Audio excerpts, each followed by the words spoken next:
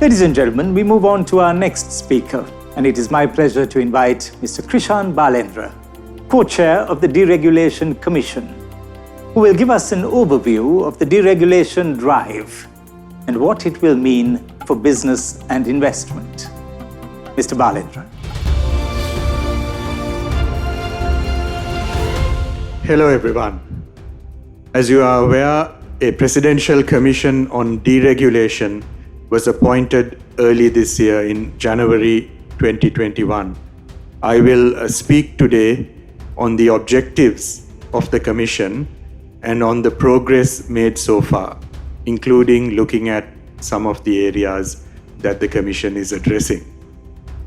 I think it's important to note that while removing red tape and ease of doing business and attracting investments is a key area for the Commission to look at, it is also mandated to look at removing red tape and bureaucracy faced by the general public in their day-to-day activities. Just to begin with, I will look at the doing business rankings. One of the reasons such a commission has been appointed is because there is a lot of areas for improvement in the doing business rankings. Overall, as you can see on the screen, the Sri Lanka ranking is 99.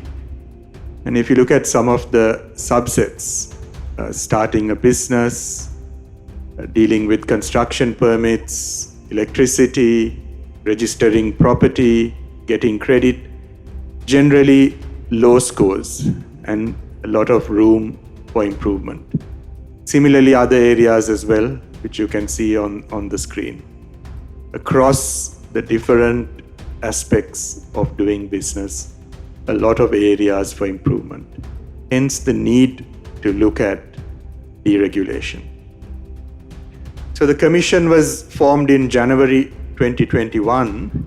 The full name of the Commission, while deregulation is a short form, it's the Presidential Commission on Simplification of Existing Laws and Regulations in the interest of the people. The objectives, as I said, was not just to create a more conducive environment for business and investment, but also to reduce the issues faced by the general public due to red tape. There are 18 members in the Commission, and they are drawn from various fields that are relevant to the economy: investment, energy, land, construction, tourism, insurance, and banking. The 18 members, as I said, come from various fields. My co-chair is Mr. Lalit Biratunga, former Secretary to the President and Principal Advisor to the President. We have the Secretary of the Ministry of Provincial Councils. We have a former Secretary of the Ministry of Power, who is also a former Chairman of the Board of Investment, the Chairman of the Export Development Board, Director General, Department of Public Finance. So the Ministry of Finance is also represented, Director General of Establishments. We have two eminent lawyers. We have a representative from the Institute of Chartered Accountants. We have construction industry representatives, a representative from the Board of Investment, from banking and finance, from the tea industry and tourism. So a broad range of experience and backgrounds.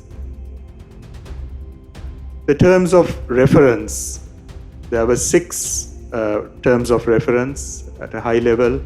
They're on the screen. I won't run through it in detail, but the first one is to review all laws, regulations, and circular instructions pertaining to a number of areas, and how these regulations and circular instructions have evolved and the circumstances influencing such regulations. Have these regulations resulted in over-regulation and deviated from the scope and objectives of the original legislation? To assess their relevance in the global context and also the applicability in the Sri Lankan context, and to look at ways of improving the effectiveness and modernizing those regulations. To look at the cost of enforcement of some of these regulations, both to the state and the cost to the people to comply with these regulations, the potential for corruption and irregular practices, and to identify overall areas for simplification and rationalization. And also to study if repetition occurs due to various permits, approvals, licenses being required by different authorities in government, and to find ways to avoid such repetitions. The Commission at the outset decided to follow a very action-oriented process. In the past, looking back over the last 3 decades, there have been a number of similar commissions and committees to look at deregulation. We decided to look at areas where we can get quick results. The terms of reference, as you saw, are quite broad, and initially we were given just 90 days. So we thought, instead of trying to cover all possible areas, that we would ask the 18 Commission members who represent key areas to make submissions in their areas and their fields. So once these submissions were received, we followed a process where we share the submissions with all the Commission members. We take suggestions and recommendations from the members, and we then appoint a relevant member to take forward that proposal. And to take forward that proposal, it would generally involve engaging with the relevant ministry or government department. Once we have a way forward, if it involves a change of law or gazette, then the 2 senior lawyers will vet the recommendation and approve the recommendation. Then the Commission would approve the recommendation, and we would then inform the relevant authorities of our recommendation and urge that they take the necessary steps. So I would like to now look at some of the areas that we are trying to address, and this is by no means comprehensive. There have been many submissions made, but I just wanted to talk on some of the areas to give you a flavor of the type of work we are doing, so that you could also look at making some submissions to the Commission if you are already doing business in Sri Lanka or looking at doing business in Sri Lanka.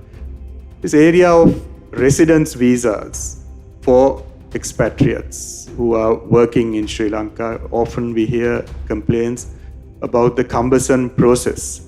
In certain fields, there is a clearly laid out process, like in tourism, you can apply for the residence visa through the tourist board. If you're a BOI company, there's a clearly laid out process. But if it is an expatriate position in another industry, the process is not so clear. And there are gray areas, and a number of government agencies seem to be involved. So what we have proposed is to establish a national expert coordinating committee with representatives from the Ministry of Industry, Ministry of Trade, Ministry of Finance, Ministry of Defense, and the State Ministry of National Security and Disaster Management, so that there is one committee that will look at these applications for residence visas and expedite the processing. Staying on residence visas, again, a regular complaint is about the requirement for annual renewal of visas and the cumbersome process involved, and also the process of an annual health clearance. We are engaging with the Department of Immigration and Immigration on this, and they have responded positively, and we believe some action will be taken soon on this. Land allocation, again, a key area for investment. Large number of agencies and institutions are involved in land management under numerous regulations. resulting in delays in allocating land for investments. Here again, the relevant members of the Commission had discussions with the Ministry of Lands, the Commissioner General of Lands, and other relevant authorities to see how a simpler process could be adopted and the time taken reduced. The Commissioner of Lands has agreed and is in the process now of issuing a circular via the Presidential Secretaries on land alienation for special development projects to simplify the process. This is a work in progress, but we expect, and we will as a Commission follow up on this, we expect that a circular will be issued to simplify this process. Investment in power generation. There are a number of issues around the Electricity Act which are probably unintended. For example, projects over 25 megawatts, there is a requirement of at least 50% government ownership. That issue and some other issues in the Act and relating to power generation is being looked at by the Commission. The environment for startups, a number of issues, various impediments to startups. The process of registering companies can be time consuming. There's a lack of clarity. The process of registering a company with foreign shareholders, there are issues around that. Then again, a lack of clarity. Filing tax and annual returns, and the process of closing a business. The procedure is also not clear. The Commission has been working with the Information and Communications Technology Agency of Sri Lanka, or ICTA, to eliminate the bottlenecks in various areas, and also talking with other authorities, and we expect to produce a way forward together with ICTA and the other authorities to simplify the processes related to startups. Tourism investment, another area we are looking at, a big growth industry for the country. Tourist numbers are expected to grow significantly in the future, and the need for more hotel rooms. One of the big issues has been around the process for approvals for new hotel projects. There is a one-stop shop concept in place, but it hasn't worked well because there are numerous local authorities involved in the process who are not part of the committee. We've had numerous discussions with the Sri Lanka Tourism Development Authority, the Ministry of Tourism, and other relevant authorities, and made a recommendation to eliminate the bottlenecks.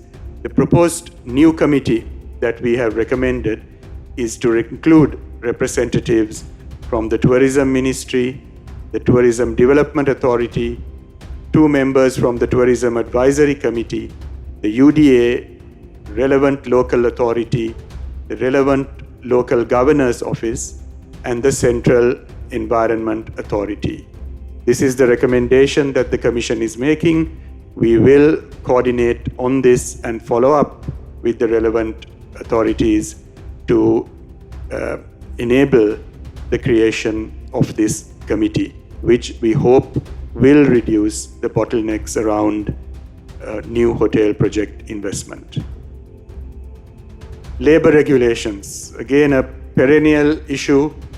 There are issues around restrictions related to night work for women after 8 p.m. that impacts a number of industries, in particular the tourism industry, the hotel industry, issues around part-time workers, and the termination of Employment of Workmen's Act. Here again, the Commission has been engaging with the relevant authorities, and there is some progress where the Commissioner General of Labour is to take up some issues with the National Labour Advisory Council. These issues have been raised by the Employers Federation of Ceylon. The Commission will follow up on this as well. Construction approvals. There are over 17 statutory agencies involved in construction approvals. One of the key points raised in the President's election manifesto was also to reduce the approval process for construction projects and to reduce it to 3 weeks. Our commission has been engaging with the UDA, the urban development and housing officials and others. And there has been a recommendation to establish a planning committee and a divisional planning committee, which we hope will expedite this approval process. Continuing to engage with the authorities, and we hope to achieve some results in this regard. Foreign exchange regulations, there are issues again, but here I've just highlighted some of the issues we are looking at around the lack of proper definitions for terms such as retail trade, freight forwarding, and so on. For example, freight forwarding is a activity where foreign investment is restricted, but the term freight forwarding is not clearly defined, and it's not clear whether it includes areas such as logistics services. I'm just giving you one example. So we have engaged with the central bank on this, and the central bank has agreed to liaise with the Ministry of Finance on a priority basis to make amendments where necessary. Finally, again, on intragovernmental communications, there has been a lack of adoption of electronic means. There has been good progress, but still some way to go. And we have been talking to ICTA on this, and they are looking at working with the Presidential Secretariat to issue a circular to ensure that the adoption of electronic means of communication is greater in government departments. So that was a quick snapshot of the areas that we have been addressing.